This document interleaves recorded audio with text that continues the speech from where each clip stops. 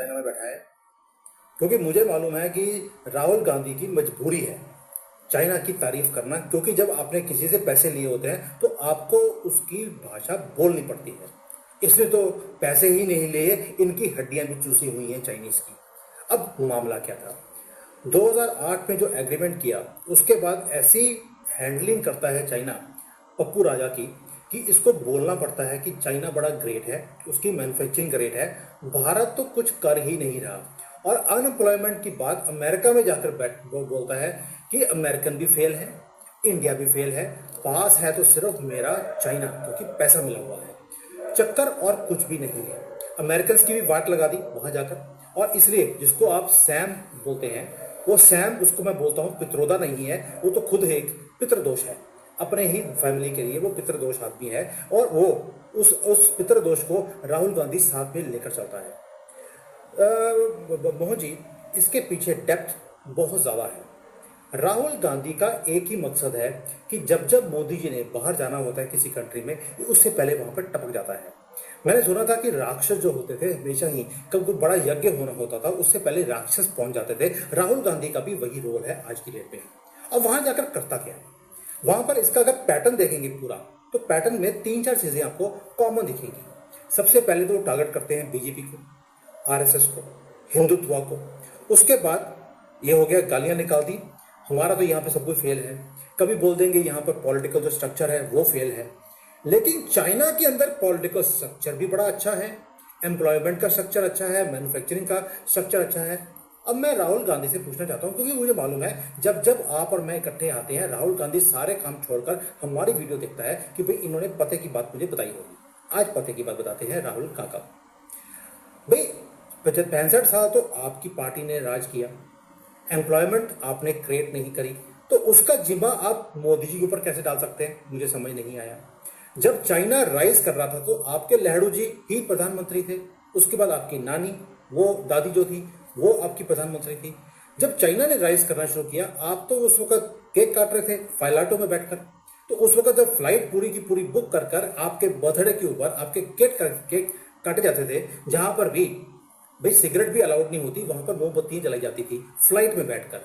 जब आप ये कुछ सारी ऐश प्रस्ती कर रहे थे, तब उस वक्त आपने इंडस्ट्री क्यों नहीं लगाई कि भाई मोमबत्ती की इंडस्ट्री लगा देते यहाँ पर। और राहुल बाबा, आपकी गवर्नमेंट के अंदर आकर आपने तो मोमबत्तियां भी मैंने चाइना से इंपोर्ट करनी शुरू कर दी, यहाँ की मोमबत्तियों की भी आपने इंडस्ट्री बंद करवा दी, क्योंकि एग्रीमेंट आपने 2008 में साइन कर लिया था। और मोहन जी, इनकी अब देखिए बदतमीजी में बोलूंगा इसको, इतनी ज्यादा है। अदानी को कीनिया में पोर्ट मिलता है, एक एयरपोर्ट का कॉन्ट्रैक्ट मिलता है, ये बोलते हैं कि वहां पर भी अब बांग्लादेश जैसे हालात हो जाएंगे। यानी कि भारत की कंपनियां राइज कर रही हैं, भारत का बिजनेस राइज कर रहा है, इन्हें हजम ही नहीं हो रहा कि यार भारत में राइज, हम तो चाहते हैं कि इस देश के टुकड़े हो जाएं, और ये राइज पे राइज करते जा रहे हैं, यहाँ पर नेशनलिज्म बढ़ती जा रही है, इसको तोड़ा कैसे जाएगा। और वहां पर जाकर आपको एक चीज हैरानी नहीं हुई, मोदी जी हमेशा वहां पर इंडियन डायस्पोरा से मीटिंग करते हैं, राहुल बाबा इंडियन डायस्पोरा से मीटिंग कर रहे हैं, वहां पर डेमोक्रेसी की बात कर रहे हैं। आपको कुछ अजीब नहीं लगा? दैट मीन्स उसने ऑलरेडी ये मान लिया है कि देश का प्रधानमंत्री मोदी नहीं है, वो है। और जो जो मोदी काम करते थे, बाहर जाकर डायस्पोरा से मीटिंग करना, अपने पक्ष को रखना, अपनी गवर्नमेंट का जो काम किया हुआ है वो रखना, ये भी वही काम कर रहा है। और ये पक्ष का रख रहा है, पक्ष भारत का नहीं रख रहा, चाइना का रख रहा है अमेरिका में जाकर। अब आपको नहीं लगता ये एक स्ट्रैटेजी है? और दूसरी मजबूरी भी है। स्ट्रैटेजी ये है कि भारत में कुछ भी अच्छा नहीं हो रहा, ये इंडियन डायस्पोरा को बताना, और दूसरा ये बताना कि चाइना हमारे से ग्रेट कितना है, यहां पर लोगों के दिमाग में एक कीड़ा डालना कि हम चाइना के बिना कुछ भी कर नहीं सकते। यानी कि कल को तो अगर गलती से भी ये प्रधानमंत्री बन गया, ये तो इंडियन लोगों को ये बोलेगा, देखिए हम चाइना के बिना रह नहीं सकते। See my old video in USA, किसी ने मुझे काउंटर नहीं किया। और अगर आज हमने अरुणाचल प्रदेश चाइना को नहीं दिया, तो ये हमारा बदकिस्मती होगी, हमारी सारी इंडस्ट्री बैठ जाएगी। और हमारी कंट्री के लोग तो आपको पता है नैरेटिव में फंस जाते हैं, उन्होंने बोला है राहुल गांधी बिल्कुल सही कह रहा है, अरुणाचल दे दिया जाए। ये जो सारा का सारा मैटर है, राहुल गांधी जो स्ट्रैटेजी उसको लिख कर स्क्रिप्ट दिया है, ये आज के लिए नहीं है दोस्तों, ये फ्यूचर के लिए है। और हमारे इंडियन डायस्पोरा को जो टच किया है कि पॉलिटिकल सर्कल ठीक नहीं है, इकोनॉमी हमारी डाउन है, हमारा डेमोक्रेसी खतरे में है। जर्मनी में बोला था इसने कि हमारी डेमोक्रेसी खतरे में। अब वहां पे जाके बोल दिया कि पॉलिटिकल क्लाइमेट ठीक नहीं है, हमारी इकोनॉमी भी डाउन है। और भाई fastest growing economy in the world है, बाकी सब 1 या 2% पे राइज कर रहे हैं। और जिस कंट्री का ये हवाला दे रहा है कि चाइना में मैन्युफैक्चरिंग का बेस कितना है, अनएम्प्लॉयमेंट की हालत वहां पे बहुत, क्योंकि वहां पे है ही नहीं अनएम्प्लॉयमेंट। तो राहुल बाबा को मैं बता दूं, अभी 20% से ज्यादा अनएम्प्लॉयमेंट है। जिस सिटी में मैं रहता हूं वहां पे 250 लोग, 256 लोग होमलेस थे 6 महीने पहले, आज 20,000 हैं। जो यंग पॉपुलेशन है वो यूनिवर्सिटी से निकल गई है, जॉब्स नहीं है, अपने गांव में वो जाना नहीं चाहते, नाक कट जाएगी। आज ब्रिज के नीचे, पुल के नीचे, सड़कों पे सोने के लिए मजबूर हैं, क्योंकि 500 रुपए का रेंट देने के भी पैसे नहीं है।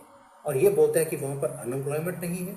मुझे लगता है कि राहुल बाबा रिसेंटली वहां नहीं गए हैं, जाएंगे तो पता लगेगा अनएम्प्लॉयमेंट क्या होती है। जो वर्कर क्लास है वो विद्रोह पे आ गई है, काम नहीं है, रियल एस्टेट बंद हो रहा है, मैन्युफैक्चरिंग जो फैक्ट्रीज हैं उन्होंने बंद कर दिया। वर्कर्स को, जो फैक्ट्री में वर्कर काम करता है उसके पास जॉब नहीं है। जो ऑफिस में काम करने वाले थे, आज जो 8,000 रुपए की सैलरी लेता था, मैं 8,000 रुपए बोल रहा हूँ, वैसे आर्म भी है, वो आज 3,000 में काम करने को तैयार है। उसका खर्चा तो 8,000 के हिसाब से है, लेकिन इनकम 3,000 पे भी मजबूरी में काम कर रहा है। फैक्ट्री वाले जो है मालिक हैं, वो कंट्री छोड़ छोड़कर बाहर भाग रहे हैं। और राहुल बाबा को लगता है कि चाइना से बढ़िया कंट्री कोई है नहीं।